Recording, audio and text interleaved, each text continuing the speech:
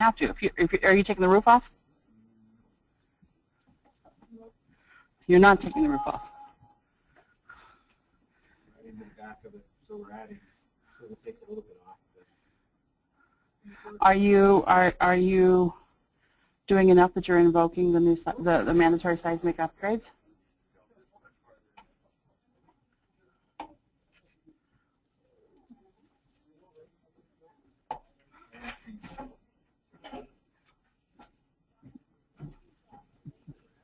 Why are these connected?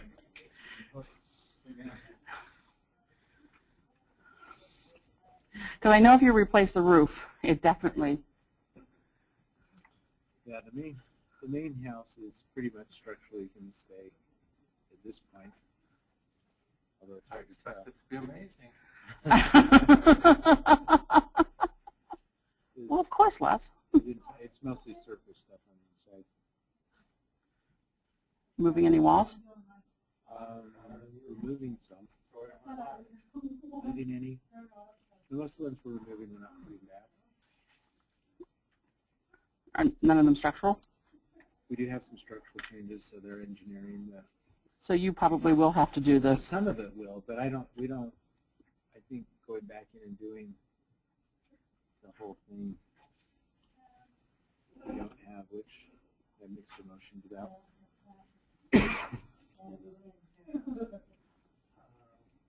The cost was a challenge. So it'll look pretty, but when it falls down around your neck. We'll hope we're in the kitchen. Okay, so Steve doesn't want to be at work, and he doesn't want to be. I'm figuring chances are I'll be on an airplane. So. Probably. So if we can land, and don't run into anybody in the sky because the communications went out. We've got a pilot who can fly manually, then we're okay. It's my old house was wood framed. It was actually. Your old house was wood frame? Yeah, when was it built? 1917. Really? It was shingled though, it wasn't brick. So that one I think was actually pretty good. Yeah, that's pretty amazing because there's not a lot of those. So this one's 16-inch masonry.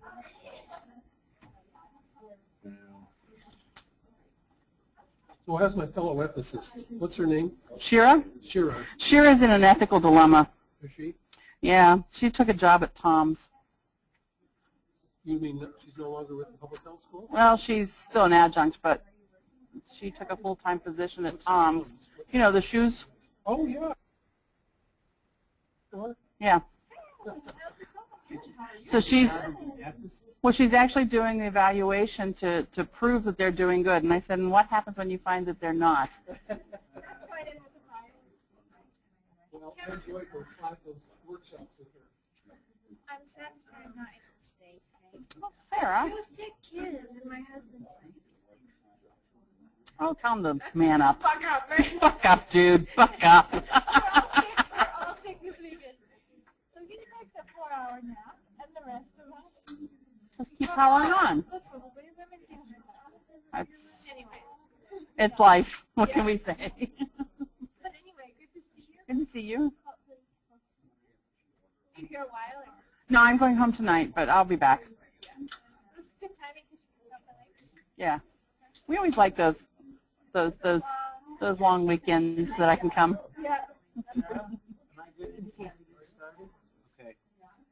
I think we've got. We go check the line.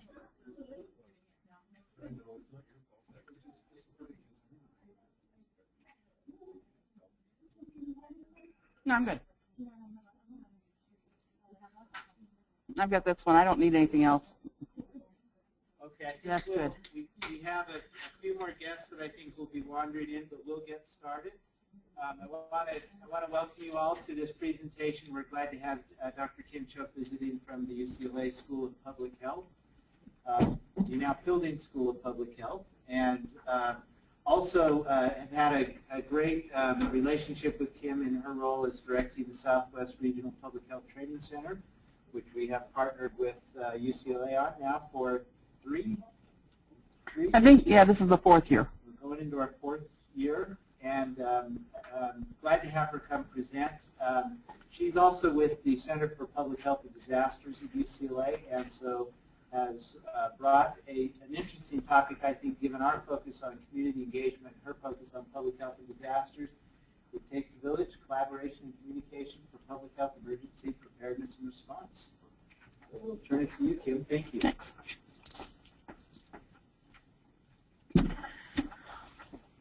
So I want to talk a little bit about this project that we are just completing, and which is then forming the basis for a new project that will be starting October 1, actually here in Utah. So I'm going to talk a little bit about that.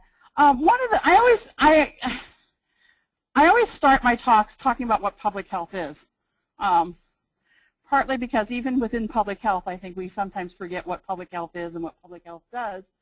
And I know that when I first started working in sort of emergency public health in the disaster field, there was sort of this dilemma where people were like, well, what do disasters have to do with public health?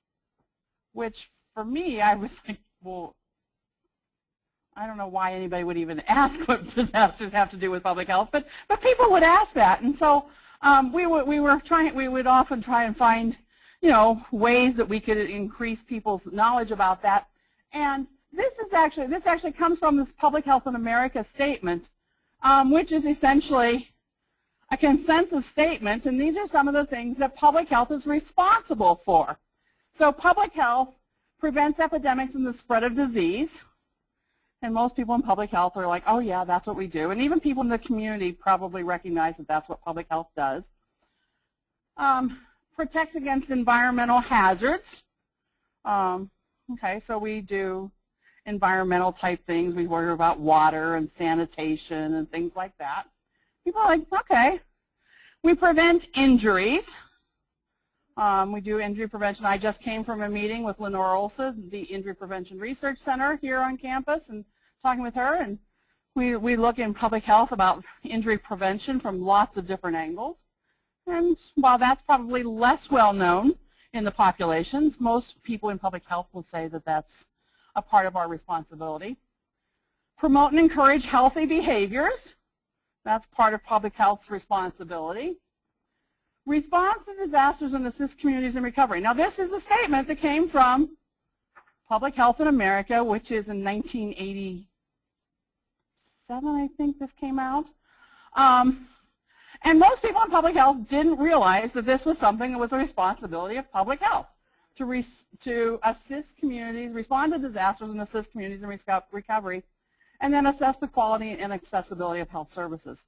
So I always try to start with this to remind people that this is something that we do. Disaster response and recovery is something that we do. But also, as we look at preventing epidemics and protecting against environmental hazards and preventing injuries, there are disaster components to all of those things as well. And so as we look at this, we look at the role of public health in disasters, we have to incorporate those issues into what we do. The other thing is I always like to think about public health as a system. Public health is a system with the local health department or the state health department, whatever the government, at the center of that system, but it does not work alone. We cannot protect the public's health by just engaging the governmental public health agency. There are lots and lots of different organizations and agencies which are involved in the communities, involved in the population that have some impact on the public's health. And it's essential that all of those organizations and agencies be involved and integrated into this system. And it's important not only to have all of those agencies in the system, but to have really strong linkages between the public health agency and these other agencies and organizations that are part of the public health system. How many of you have seen this before? Sarah, I know you've seen this because we use it in our presentations. So this is a pretty common diagram in public health where we look at all of these different agencies. In disasters, one of the things that over the years as the role of public health in emergency preparedness and response has been a little more codified, and there's been funding for state and local health departments to prepare for and respond to and help recover from disasters. There's been a little more codification at the federal level as to what those responsibilities are. And one of those things is looking at risk populations. We know that within public health, one of the things that we have to worry about are taking care of those who can't take care of themselves. Certainly as we look at our assurance role in public health and assuring access to quality health care and providing that when it's not otherwise available, that is one of the things that we have to think about are especially those at-risk populations that are unable to perhaps take care of themselves, or because of their characteristics are going to need some sort of additional aid because of that.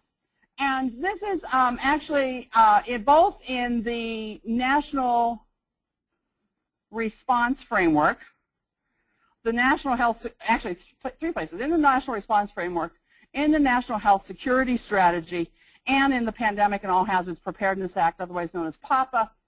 There is language about public health responsibility for engaging and protecting at-risk populations. And they are defined as those who, before, during, and after an incident, may have additional needs in one or more of the following functional areas. What I like about this language is it actually defines at-risk populations by functional need, as opposed to saying who's at risk. And I can remember started teaching some of this stuff, and they'd say, well, elderly people. And I would say, well, define elderly people, and let's see, who can we ask to define elderly people? Here in Bazinga. We'll ask you to define elderly people. Those who are 65 or older. David, would you like to define elderly people?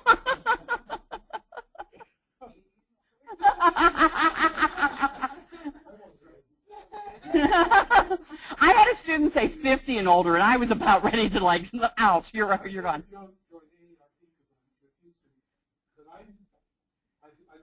students this, and I don't mean to be proud because I know my turn will come. But I'm not unusual. I'm 72 years old. I do not have any chronic illness. I'm not diabetic. I don't have hypertension. I'm overweight, but I don't have any chronic illness. And I thought I was rare. But you know, 28% of all Medicare beneficiaries when they enroll at 65 have no apparent illness. So it's not unusual to be old. Yeah, be old and well. And so that's one of the things that I like to think about this, is thinking about these functional needs as opposed to, age. The other, it used to be we talked about old people, children, so anybody over 65, anybody under 18, women, so there's half the population right there that is vulnerable. And I don't know about you guys, but I refuse to believe that just because I am female, I am vulnerable.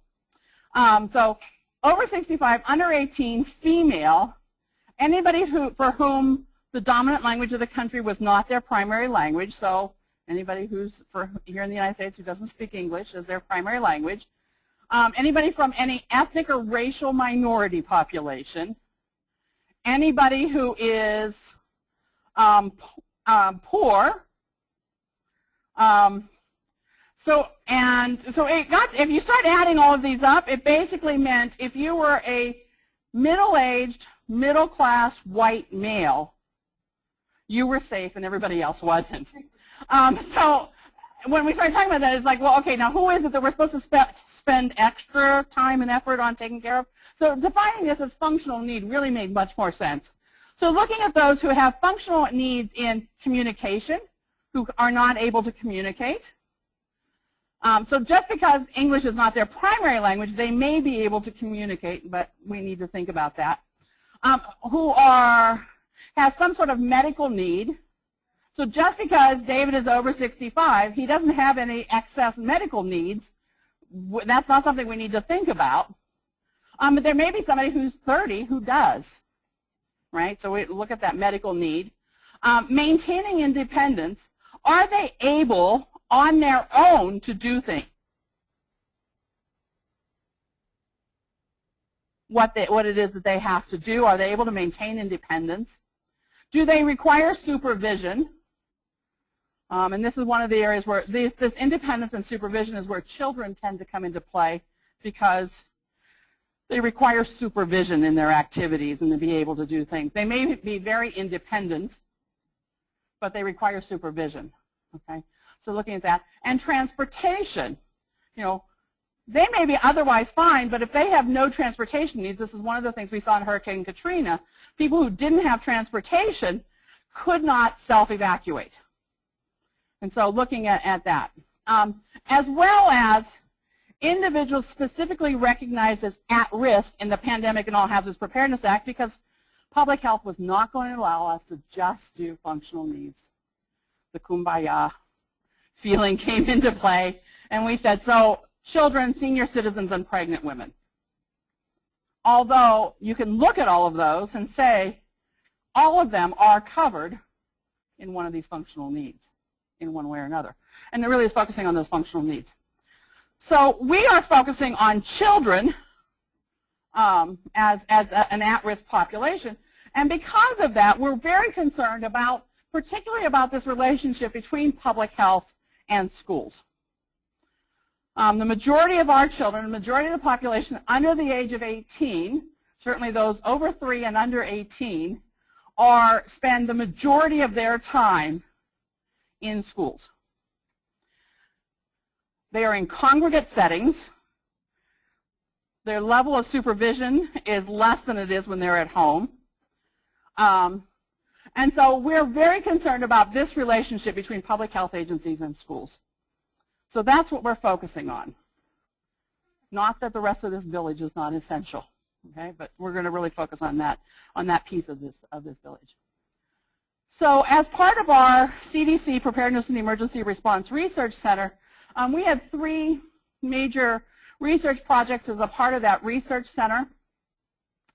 The one that I was the PI of the center, but I also PI'd this study on fostering collaboration for preparedness between public. Looking at this as a system model. This is not just individuals, but really looking at this as systems, the public health system and the school or educational system, and how they work together. We did a national survey of local health departments and school districts. We sampled 750 local health departments using the NACHO membership, National Association of City and County Health Officials, as our sample frame. We sampled from large, medium, and small jurisdictions. It is a stratified random sample of 750 local health districts. Plus, for each of the local health departments that were sampled, we sampled 1 school district from that jurisdiction and then 1 school from that school district. We sent an invitation letter by mail to the, for health departments, it was addressed to the local health official or public health director. So it was either the local health officer or public health director, and that we just addressed local health officer, public health director. For school districts, it went to the emergency manager for the school district, and then for schools, it went to the principal's office. And we asked then the individual that the letter was addressed to ask the appropriate person in their or persons in their organization to respond to an online survey. So we gave them a link to an online questionnaire.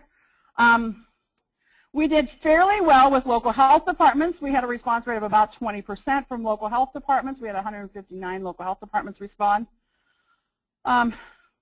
When we decided to, when we were looking at being ready to come out of the field, we had 159 local health departments, although we thought we had 220 because some of them pushed enter twice. So we had double questions. No, this is nationally. We have 61 local health departments in California. So we had 159 local health departments across the country. We had only had about 40 school districts and 5 schools. And we thought, okay, we can't do anything with 40 school districts. We've got to get that number up. So we stopped. We did just the standard Dillman method follow-up for the health departments. But then we started doing phone calls to the school districts trying to get that number up, and we dropped the schools off. So we're not even analyzing the school data. It's not worth it, and it wasn't worth our effort to try and get schools to respond. So we got 75 school districts. Interestingly enough, we have 25 jurisdictions where we have both the local health department and the school district responding. And there's some interesting data there amongst those 25 matched pairs, and we have a paper right now that we keep sending out, and they keep saying, but your sample's so small. But it's not. It's just a subsample. So there's some issues there, but we're looking at that. So I'm going to show you results from the local health department data about what their collaboration efforts look like with schools, both around preparedness as well as around ordinary public health issues. Because we were looking both at what do they do on a day-to-day basis with public health, and what are they doing with public health in terms of preparedness and response. So these are some of the things that public health and schools collaborate on a daily basis. We can see that almost all of them, 93%, collaborate around immunization. I'm a little frightened that it's not 100%, but at least 93% of them are saying that they're collaborating around immunization. And about 88% of them say that they're collaborating around surveillance for infectious diseases. That should make Christy happy that we've got this collaboration around infectious diseases here. We haven't explored exactly what that means, and that's one of the things that we really want to look at is what does that mean in terms of that collaboration around surveillance. They also do things in tobacco, drugs, and alcohol, nutrition and PE, a little bit less in terms of sexually transmitted infections and HIV, and only 30% around family planning, which is interesting. And then there was like 1 or 2 that had a whole slew of other things that they were doing. We then asked them, thinking about all the collaborative efforts that you do with your school system, what do you consider the most successful collaborative effort? And it was all over the board. But the top ones here, if we start looking at the top ones here, vaccination and immunization, 21% of people said that that was their most successful collaboration. And then we asked a lot of questions about the successful collaborations. What did they look like? So a lot were looking at vaccination and immunization, and another 12% said that surveillance was their most successful collaboration. The other interesting thing is that if you took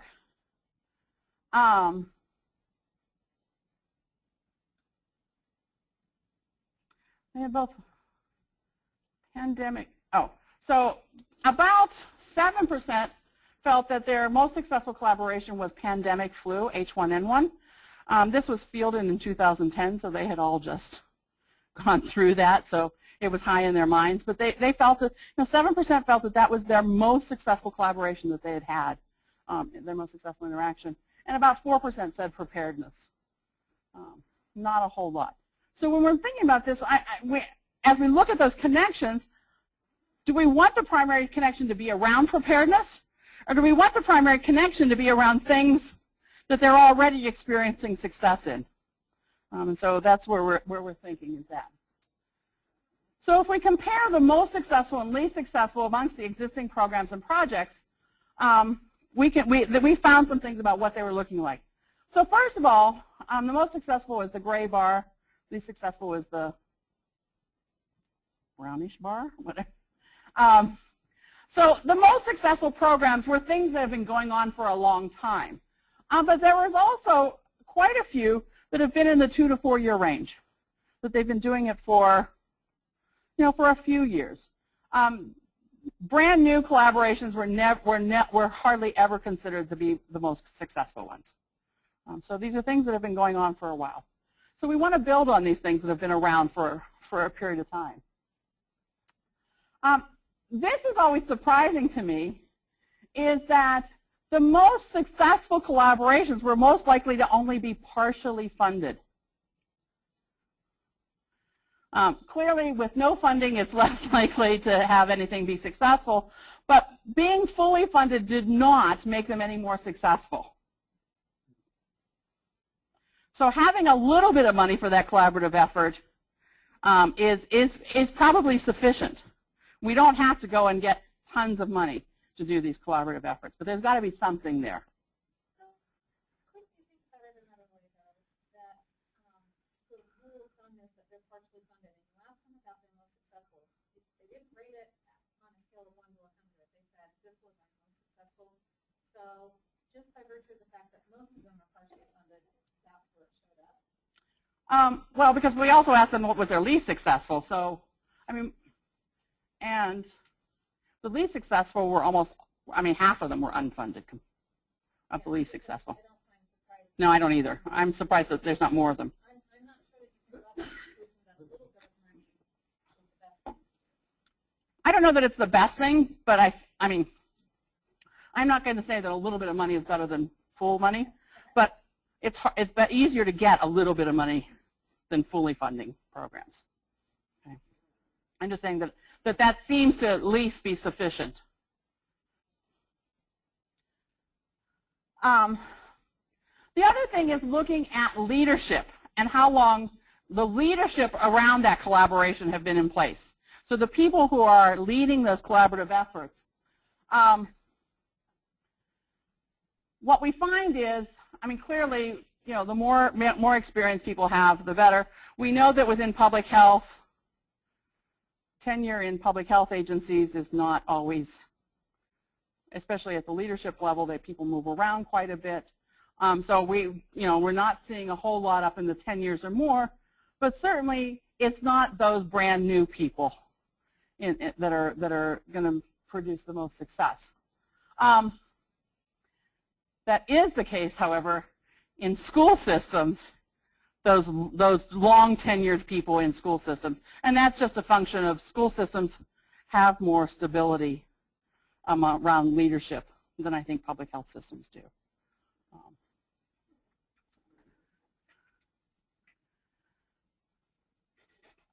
The definition of roles. Defining roles is important. So what does public health do and what do schools do? What's your responsibility? What's my responsibility? How do we look at this in terms of who does what? And how well do we have to have that defined? Can this be, you know, all loosey-goosey? That doesn't seem to be the case. It seems that having things better defined is going to create a better collaboration. So it's not just coming together and talking about what we want to do, but really knowing what I do, what you do. The decision-making process, almost nobody said that everybody votes on decision-making process, so there's no, you know, voting system.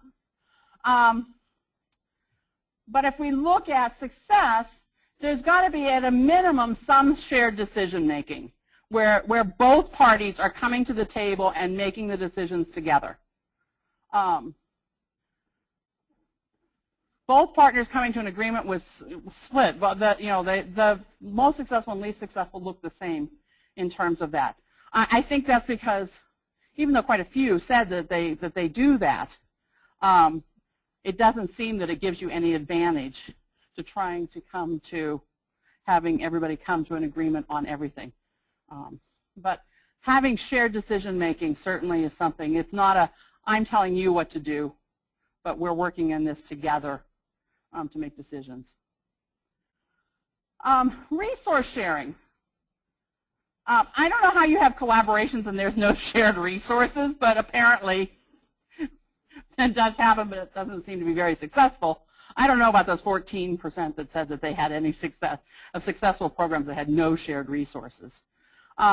But sharing of resources, certainly looking at mutual sharing of resources, gives you that sense. If we're looking at collaboration and you're looking at that continuum of collaboration, It's when you start looking at sharing resources, whether that's money, whether that's space, whether that's personnel, whatever those resources are.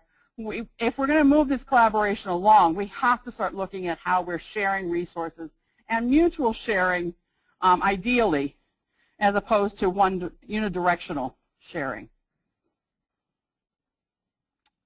So these are some of the activities that local health departments, the preparedness activities that local health departments had done in the previous year. Almost all of them had participated in an actual public health emergency. That's because H1N1 hit the whole country, and so most of them had participated in something. And almost all of them said that they had done that and they had responded with their school partners. And by the way, for those of you who don't know, Kim came and helped us at the health department conduct our exercises in the planning for and even helped us when we have. So you were a partner with the Utah Department of Health, not just our division here. Right. Right. Reviewing legal authorities, as again with H1N1, there was a lot of concern about the legal authorities from the public health side as to what authorities they had about closing down schools, telling schools how to keep kids out of school. So there was a lot of that in terms of reviewing legal authorities, but a lot of them did not do that in connection with schools. They sort of reviewed that on their own and then made decisions. So that's certainly an area where there's some areas for improvement there.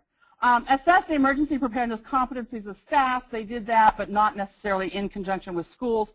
That doesn't surprise me. There's not a whole lot in terms of competencies for school personnel around emergency preparedness. Doing training for staff. About 2/3 of them did training for staff in conjunction with schools. So there was not just training for local health department personnel, but for the schools as well. Updating their emergency plans. About 2/3 of them did that with schools. So there's a lot that's going on. And then participating in drills and exercises, about 2/3 of them, 62% or so, said that they were participating in drills and exercises with schools.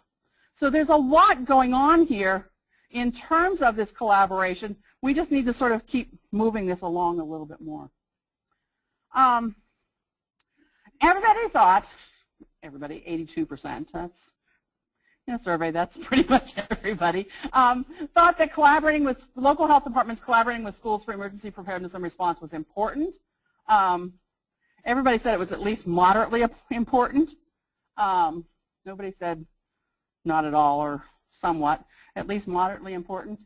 And really the majority of them, 81% said it was either very or extremely important to collaborate with schools.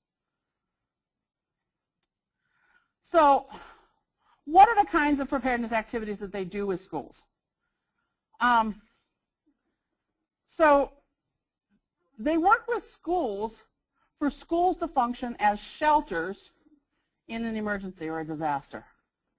So working around getting schools set up as potential shelter sites, inspecting them as potential shelter sites, environmental health working with them in terms of that, as well as looking at, how do we set this up, how do we do that? So that quite a few do that, so close to 70%. Over 90% said that they work with schools as pod sites, points of dispensing sites for vaccine or antibiotic distribution during an emergency. Again, over 80% of them said that they work with schools to get surveillance data from the schools. Are you noticing the sharing direction of all of these? Schools are providing to public health. Only about 20% said that they did any train the trainers with school systems to train their own staff around preparedness.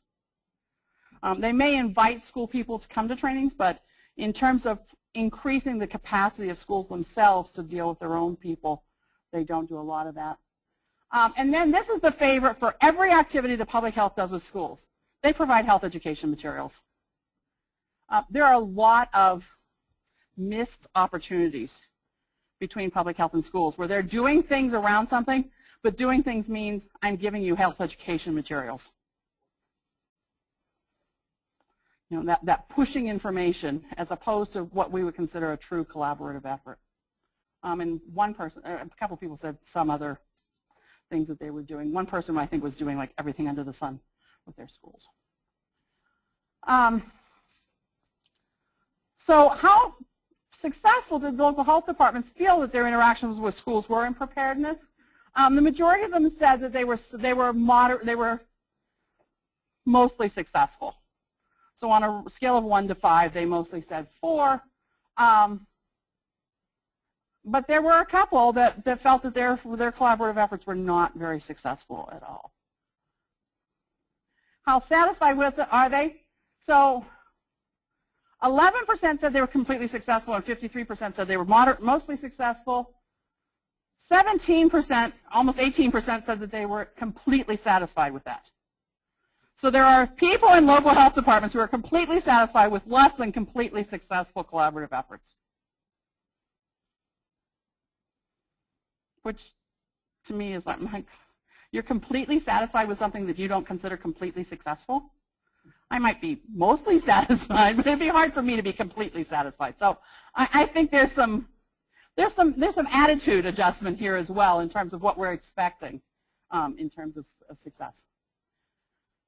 So my next question then, and this is pretty much what led then into this next study that we're looking at, is how do they communicate? What are their communication efforts between public health preparedness and schools? What are their mechanisms? And you will notice the dark is that they use that mechanism, and the light is that they don't. So they use email, telephone, written communication, and face-to-face communication. They use traditional communication methods. Now, traditional communication methods are great. I fully support traditional communication methods. However, if you're trying to communicate information in a quick, efficient, and effective manner, there are probably better methods than face-to-face or picking up the phone. Not in place of face-to-face or picking up the phone, but in addition to face-to-face and picking up the phone. And I think one health department said they had a shared server where they were able to share information and data with their school district. They were not using, contrary to popular belief, they were not using social media or any other type of communication.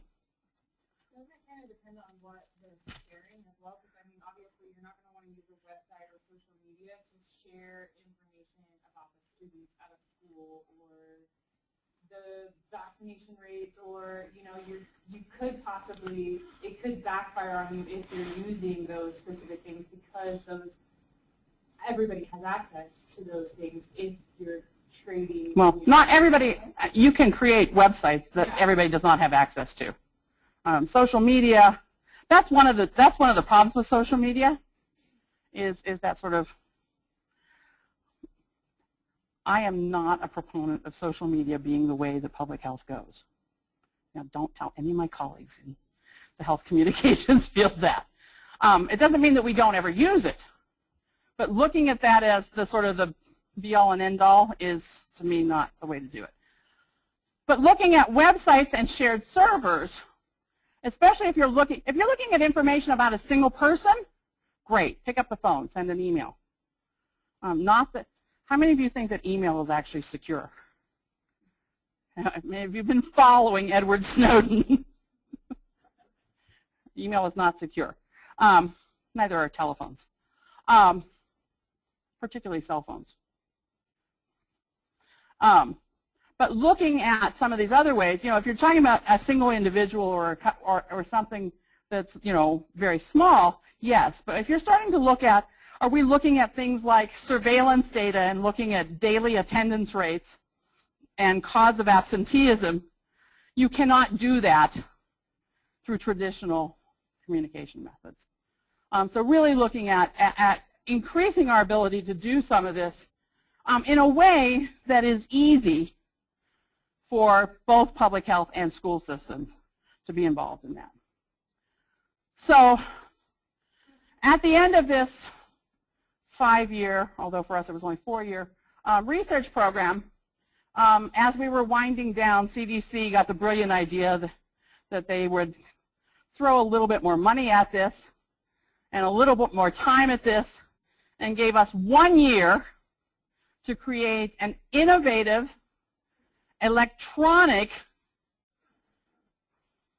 dissemination translation project for the results of our 4-year study. So looking at the data that we just went through, we talked about looking at the ability, enhancing the ability for public health to communicate and coordinate with school systems, both on a day-to-day basis as well as in emergencies, to be able to share the information that they both need in order to protect the health of the population, particularly of children that the schools serve. So we have 1 year to develop, pilot, and evaluate that system, as well as develop a national dissemination plan for it. This is going to be fun. We are actually going to do that right here in Utah. Dr. Grin is co-PI on this, working with us on this, with the Utah Department of Health and Teresa Garrett at UDOH, to look at these 5 objectives this year. So in collaboration with UDOH and the local health departments in Utah and their school partners, identify the key components of the system necessary to improve communication and collaboration between public health and school systems. We actually chose to work here in Utah, partly because I love coming here to Utah, but partly because UDOH has a national model, the IBIS Public Health System, for sharing data. And so looking at that national model, so not only did they build that here for sharing those data points within Utah, but they've also created a system where other states can copy the model that Utah has done and do that in their own state. So that's looking at that as a model. That's why we looked here, as well as some of the stuff that has been done in Davis County, where they're already looking at cause-specific absenteeism data from schools being reported to the Public Health Agency. So between those two things that were already going on here, thought we don't have to start totally from scratch here in Utah, so we're looking at that here in Utah. So we'll start off by identifying what are the key components that are necessary, and then develop an online system for communication, collaboration, and sharing of relevant information and data between public health and school systems. I will tell you that what I envision, now whether that's what UDOH and the local health departments and the school systems envision, it will find out, but I envision a web-based system where there is a landing page where there's lots of tools and things that are there that both public health and school systems can use for preparedness and response and for surveillance and other public health related activities, and then having local portals for jurisdictions to be able to have secure portals where the school system and the public health system can exchange data. So there'll be a portal from that landing page where each jurisdiction could have their secure place where they could share information. Because we don't want them sharing absenteeism data on the open web. And we want them to be able to have a secure place. We will pilot that system here in local health departments and their partner school systems here in Utah, which means we've got to get this built fast and get people signed on.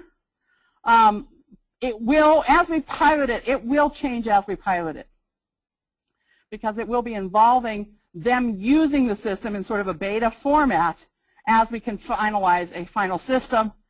Evaluate the perceived usefulness and uptake of the system by local public health agencies.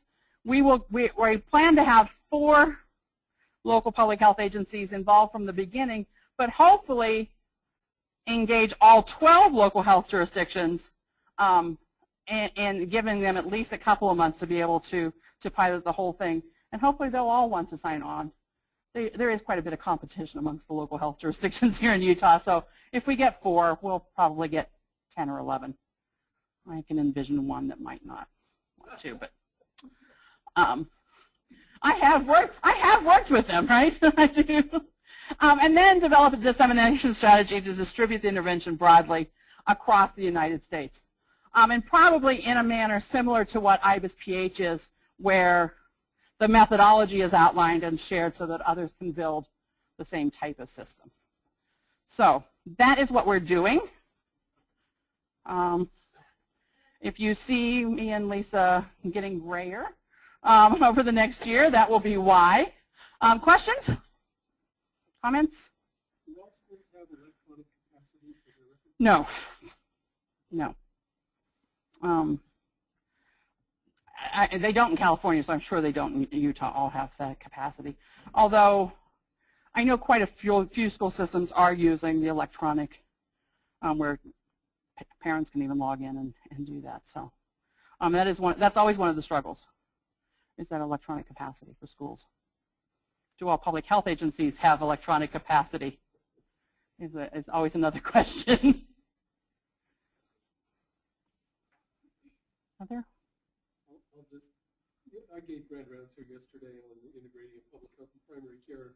One of the efforts that was kind of spun off of, as a consequence of the IOM study, was a meeting we had just a year ago, just last December in Boston, and it was focusing on schools.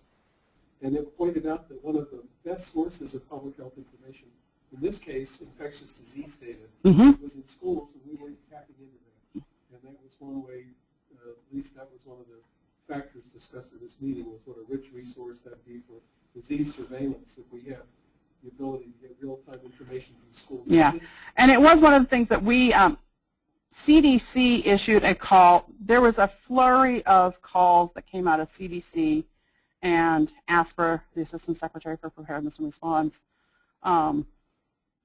this summer around preparedness and other things. One of those calls was for a pilot for doing cause-specific absenteeism reporting between school systems and public health. We actually submitted a proposal, and they didn't think we were innovative enough because we were just going to tweak their already existing absenteeism system. And I'm like, you are not going to get school systems to change everything because public health wants something. That's just not the way. I don't know, what world these people were looking at, but it really is what got me thinking about this whole issue about how much there is, how much information there is there, and how important it is, not only for, as we were working with the Pasadena Public Health Department and the Pasadena school system, not only for the schools to be able to give that information to public health, but for public health to turn around and say, hey, we've got an outbreak, look in your school and see whether you're seeing these kinds of things in your school. So it's not just one way getting stuff from the schools, but really looking at how we are sharing information both directions between public health and school systems. School systems often feel like everybody wants something from them, and nobody wants to give anything back to them. And so it's really important that we look at this as a bi-directional effort. I guess that was part of my question. How are you guys going to make it possible so that they know, A, what they're collaborating on, and that both sides understand the information, I guess, because it might be easy for a public health person to say, okay, here's all the data, but at a school system, depending on who's looking at it, I guess, what level of people are looking at it, you might not even understand what type of data. Yeah, and it may be that public health is not necessarily, there may be sharing of data from public health to schools, but it also may be sharing of reports, sharing of alerts and updates, as opposed to public health giving, raw data to school systems.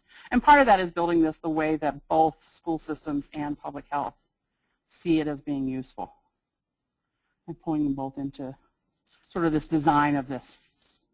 You might want to look in Washington State, we're designing, I think they finished it, a absentee reporting system statewide for all schools.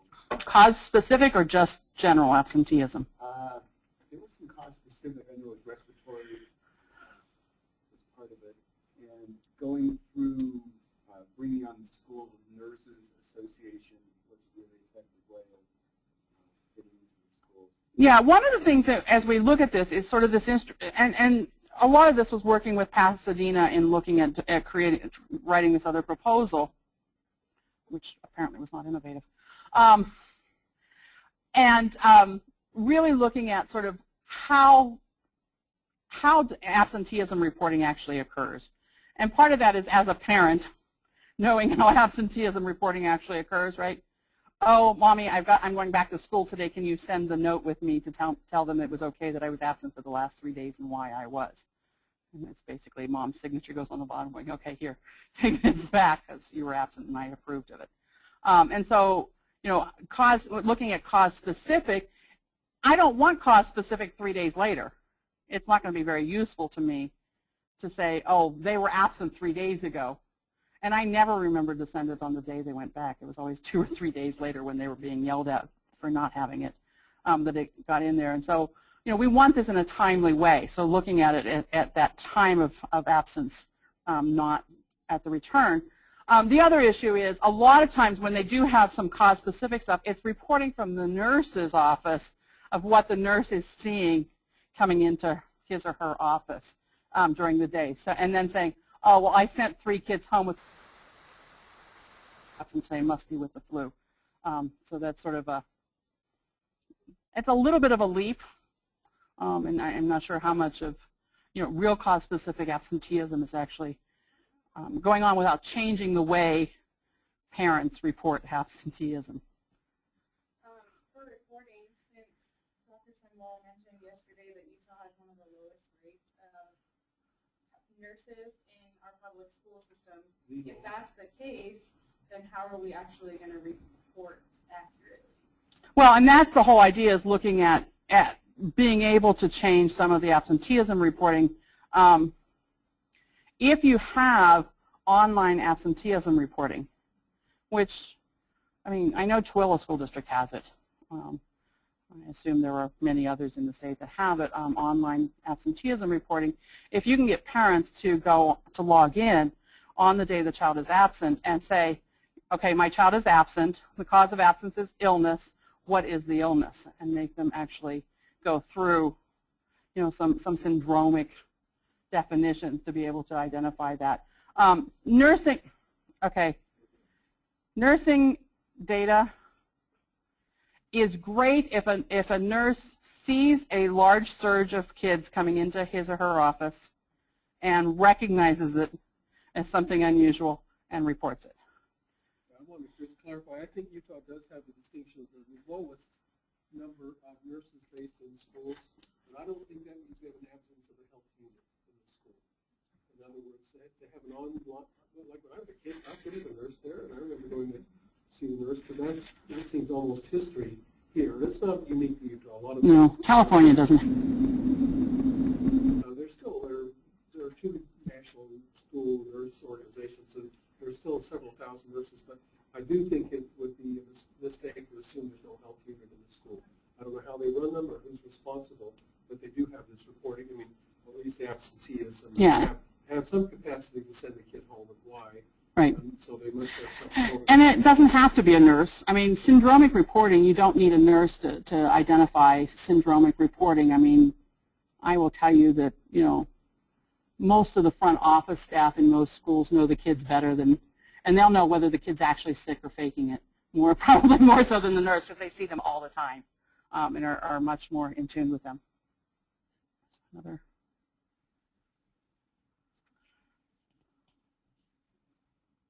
Anything else? Yeah. I guess it would be awesome if we could match that up. A lot of school-age kids who go home because they're ill are seen the same day by their pediatrician. You have an easy reporting system for the pediatricians that can match by school district or something. That would be fabulous if we could look at.